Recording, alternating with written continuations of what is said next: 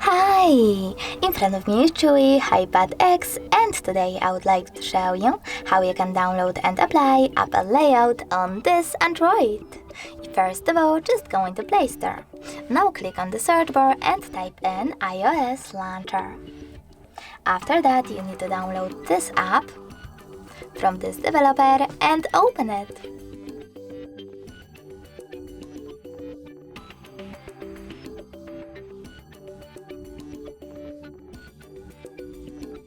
Nextly, wait for the pop-ups to show up, and when they do, select Allow and while using the app in all of them. Then click on Home button. Now you need to choose iOS Launcher over here. Then select Always, tap on Got it, and as you can see, Apple Layout was applied successfully on my device. But you can always switch between your layouts if you wish to by going into Devices Settings,